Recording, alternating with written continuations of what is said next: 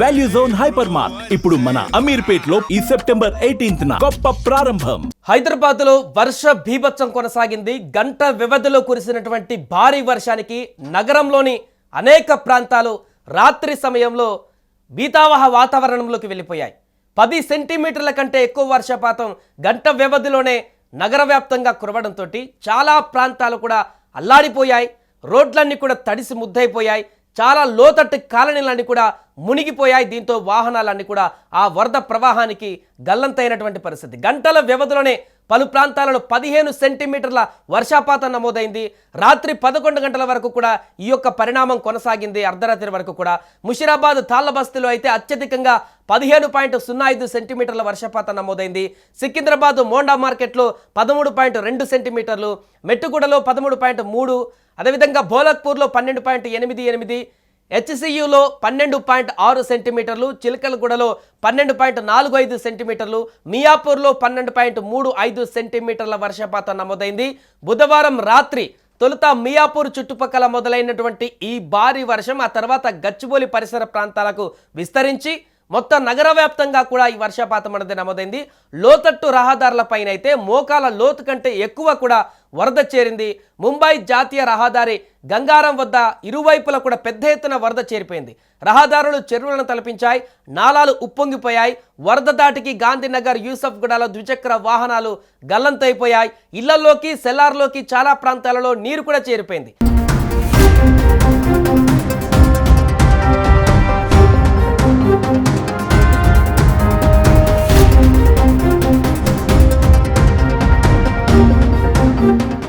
ప్రధాన కూడలలో అర్ధరాత్రి వరకు ట్రాఫిక్ స్తంభించింది. పాత బస్తీ సహా బంజారాహిల్స్, జూబ్లీహిల్స్, అమీర్పేట్ శివారు ప్రాంతాలలో విద్యుత్ సరఫరాకు కూడా చాలా సమయం పాటు అంతరాయం ఏర్పడింది.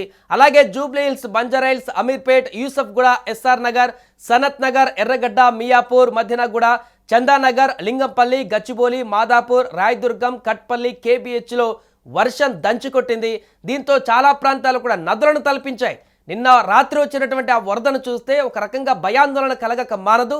అంత భారీగా రోడ్ల మీద వరద ప్రవహించింది, నదులు ప్రవహించాయి. ఒక రకంగా కొన్ని ప్రాంతాల్లో సముద్రాన్ని కూడా తలపించింది. ఈ నేపథ్యంలో చాలామంది ప్రయాణికులు ఇబ్బందులు పడ్డారు. ఆ వరదల్లో గల్లంతై ప్రాణాలను రక్షించుకున్న వారు అనేక మంది ఉన్నారు.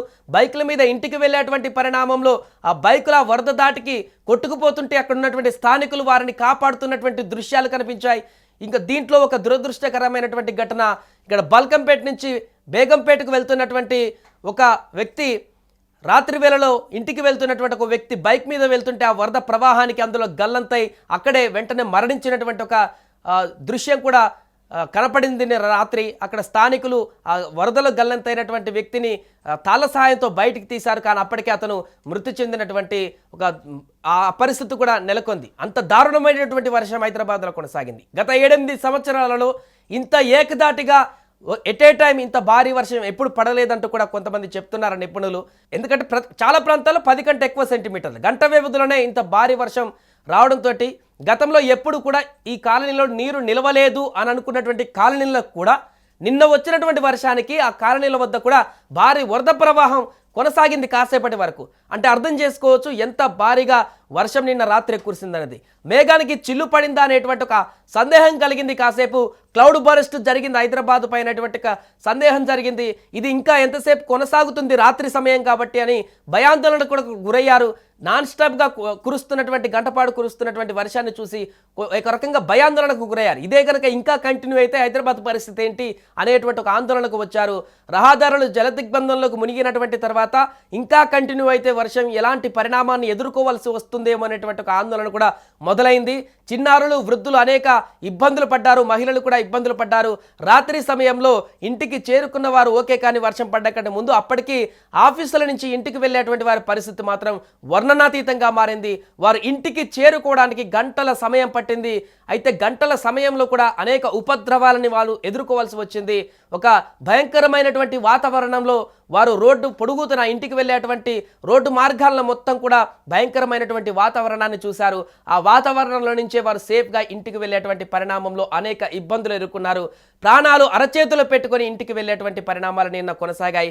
మాదాపూర్ హైటెక్ సిటీ చౌరస్తా వద్ద కూడా భారీ వర్షంతో ట్రాఫిక్ జామ్ అయింది. కిలోమీటర్ల పరిధిలో రాత్రి సమయంలో ట్రాఫిక్ స్తంభించిపోయినటువంటి ఘటనలు అనేక ప్రాంతాల్లో చోటు చేసుకున్నాయి. హైడ్రా బృందాలు రోడ్ల మీదకి వచ్చి క్లియర్ చేసేటువంటి పరిణామం చేసినప్పటికీ కూడా ఊహించనటువంటి విధంగా వచ్చినటువంటి వర్షానికి పూర్తిగా అనేక ప్రాంతాలు కకావికలమైపోయాయి. దీంట్లో ఒక వ్యక్తి ఇంటికి వెళ్తున్నటువంటి సందర్భంలో బైక్తో సహా గల్లంతైనటువంటి ఒక పరిణామం కూడా, దురదృష్టకరమైనటువంటి పరిణామం కూడా చోటు చేసుకుంది. అతను అక్కడే స్పాట్లోనే చనిపోయినటువంటి దృశ్యాలు కూడా మనకు కనిపిస్తున్నాయి. అలాంటి ప్రమాదాలు ఇంకొన్ని చోట్ల కూడా జరిగాయి. అక్కడ స్థానికులు చాకచక్యంగా బైక్తో పాటు కొట్టుకు వెళ్తున్న వ్యక్తులని పట్టుకొని గుంజి ఒక ఒడ్డుకు చేర్చినటువంటి వీడియోలు కూడా వైరల్ అవుతున్నాయి. నిన్న రాత్రి ఒక భయంకరమైనటువంటి సన్నివేశాలే కొనసాగాయి హైదరాబాద్లో చాలా ప్రాంతాలలో. ఏం జరుగుతుందో అనేటువంటి ఆందోళన కూడా ఇంట్లో ఉన్నటువంటి వారు కూడా ఆందోళన మొదలైంది. ఏదేమైనా కూడా నిన్న రాత్రి కొనసాగినటువంటి భారీ వర్షానికైతే హైదరాబాద్ ఒక్కసారిగా ఉలిక్కి పడింది.